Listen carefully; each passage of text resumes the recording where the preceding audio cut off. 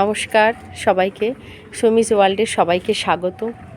আমি একটি বিষয়ের জন্য একটু বাইরে এসেছি, এখান থেকেই আমি ভিডিওটা করছি।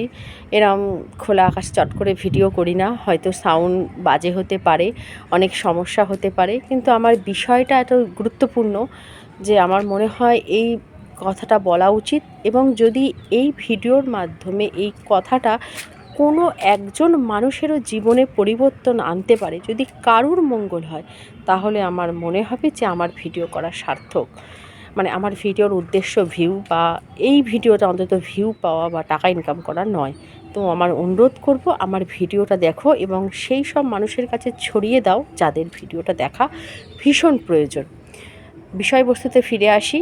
বিষয় এটাই যে আমি বিভিন্ন রকম ছোট ছোট মহিলাদের গ্রুপ, যেখানে আড্ডা গল্প ইয়ার্কি বিভিন্ন কিছু সেল হয়, এরম গ্রুপে আছি। তো এই গ্রুপে আমি কিছুই বিক্রি করি না, আমি কিছু কেনার হলে এই গ্রুপ থেকে কিনি, যাতে কোনো মেয়ে বিক্রি করে কেউ ইনকাম করতে পারে।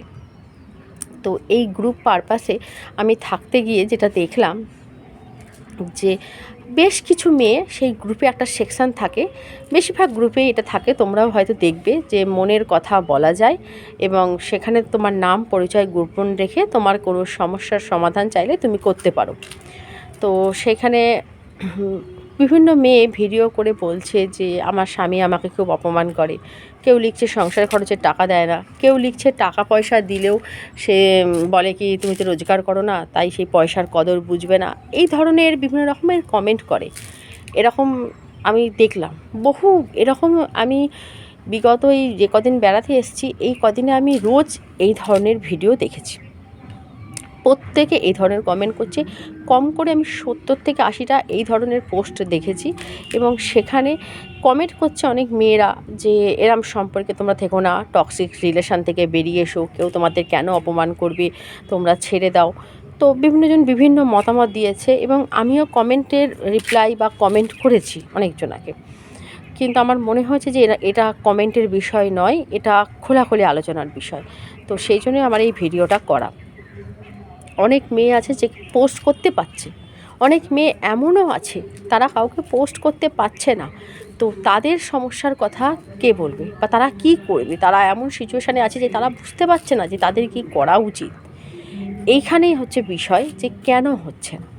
কারণ আমরা মেয়েরা ছোট থেকে এমনভাবে বড় হই যে পড়াশোনা করো, তুমি যেরকম পড়াশোনা করছো তাতে তুমি একটা ভালো জব পেয়ে গেলে ভালো, না পেলেও সেটা কোনো চিন্তার নয়। বিয়ের বাজারে পাশ করেছো, এইটুকুই তোমার দাম, ব্যাস তোমার বিয়ে হয়ে যাবে, তোমার সারা জীবনের ভরণ পোষণ একজনের হাতে পড়ে গেল, তোমার আর কোনো চিন্তা নেই।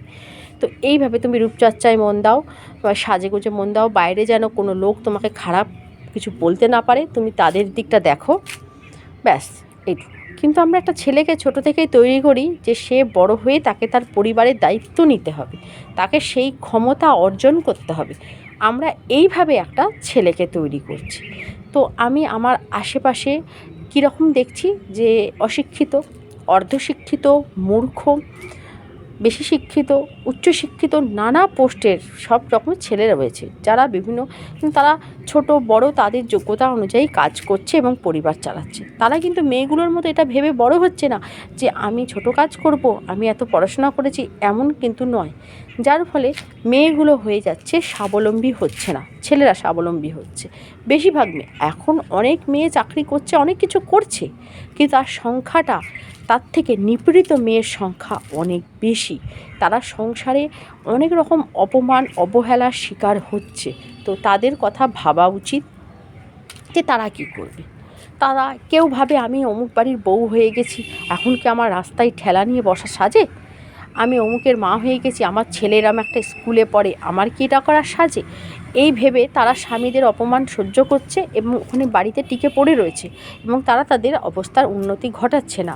সমস্যাটা হচ্ছে এখানেই যে যে যে অবস্থায় আছো, যেরম পরিস্থিতিতে আছো, সেখান থেকে আমার মনে হয় যে নিজেরা নিজেদের খাওয়া পড়া, বিশাল কিছু না হোক, অন্তত নিজের ওষুধ, নিজের খাওয়া, নিজের পড়া, সেইটুকু যদি রোজগার করতে পারো, যেভাবে হোক, যে রান্না করতে পারো সে রান্না করে করো, যে সেলাই করতে পারো সে সেলাই করে করো, যে কেক বানাতে পারো কেক বানিয়ে করো, যে যা পারো বা পারো না, কিচ্ছু পারো না সে শিখে করো।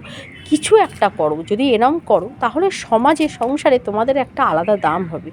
আমরা যতই মুখে হাউসওয়াইফ হোম মেকার করি না কেন, ওদের সমাজে ওদের ঠাঁই আমরা সেইভাবে দিই না।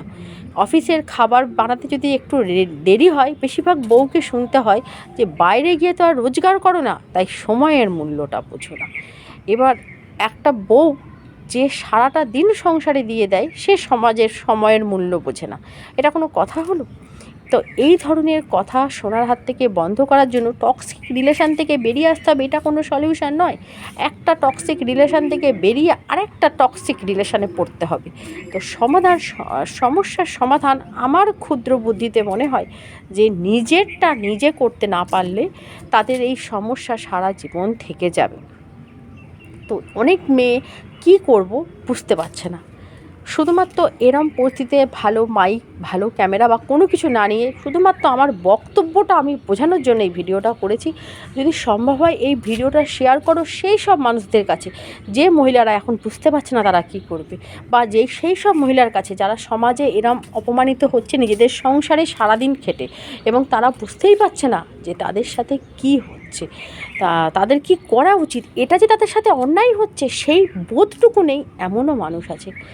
এই সব মানুষগুলোকে যদি তুমি একটা বুঝিয়ে দিতে পারো তাহলে মনে হয় খুব ভালো হয়। আমি একান্ত অনুরোধ করছি, এটা আমার অনুরোধ সকলের কাছে, যে এই ভিডিওটা অন্তত সেই সব মানুষদের পৌঁছে দিন যাদের এটা বোধ নেই, বুঝতে পারছে না, কষ্টটা পাচ্ছে কিন্তু কষ্টের সলিউশন খুঁজে পাচ্ছে না। আমার মনে হয় সেই সব মানুষদের ভীষণ প্রয়োজন এই পরিস্থিতি থেকে বেরোনো। এই ভিডিওটার মাধ্যমে অনেক মেয়ে তারা বুঝতে পারবে তাদের কি করা উচিত। পাঁচটা লোক কি বলবে এই ভয়ে আমরা আমাদের জীবনটা কাটিয়ে দিই, শুরু করতে পারি না কিছু। সেই শুরুটা, প্রথম পদক্ষেপটাই বেশি কঠিন, তারপরের পদক্ষেপগুলো নেওয়াটা তুলনামূলক সহজ, সেটা করা উচিত। সত্যি বলতে আমি নিজে ভিডিও করতে খুব ভয় পেতাম, যে কি জানি আমাকে দেখতে কেমন লাগবে, ভিডিওর বলার ধরন কেমন লাগবে, আমি হয়তো বেস্ট এডিটিং পারি না, বেস্ট কোয়ালিটি কিছু পারি না, তো এগুলো ম্যাটার করে না। আমি যা পারি, যেটুকু পারি সেটুকু নিয়ে করব। মানুষ যদি আমার বার্তাটা বুঝতে পারে সেটাই হয়তো আমার সফলতা। আমার উদ্দেশ্য কি? কাউকে পরিবর্তন করা, কারোর জীবনে পরিবর্তন আনা। তো আমার ভিডিও যদি কারোর জীবনের আনে, ভিডিওর কোয়ালিটি নয়, তার জীবনের কোয়ালিটি আনে, ওটা মনে হয় আমার কাছে বেস্ট। তো সেটাই আমার ভিডিওর উদ্দেশ্য। যদি তোমাদের কারুর আমার বক্তব্যের সাথে মিল থাকে সেটা আমাকে কমেন্ট করে জানিও। যদি তোমাদের মনে হয় যে আমি ভুল বলছি, আমি একজন মানুষ যে সব সময় নিজেকে সংশোধন করতে ভালোবাসি, তো সেক্ষেত্রে আমার ভুলটা আমাকে ধরিয়ে দিও কমেন্ট করে।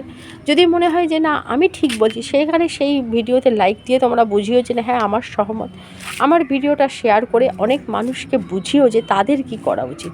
আর প্লিজ একটা রিকোয়েস্ট, যে আমি এইভাবে হেডফোন ধরে রয়েছি, ক্যামেরা মাইক কিচ্ছু ভালো নেই, কোনো কিচ্ছু নেই, জাস্ট নর্মাল ফোনে, তো এগুলো একটু ইগনোর করে ভিডিওর বিষয়বস্তুটা একটা মানুষের জীবন পরিবর্তন করাটা মনে হয় বেশি জরুরি। সেটা যদি দিকে তোমরা ধ্যান দাও, খেয়াল রাখো, তাহলে বেশি ভালো লাগবে। সবশেষে সবাইকে বলি নমস্কার, ধন্যবাদ এতটা নিজেদের জীবনের মূল্যবান সময় নষ্ট করে আমার ভিডিওটা শোনার জন্য। সকলে ভালো থাকবেন।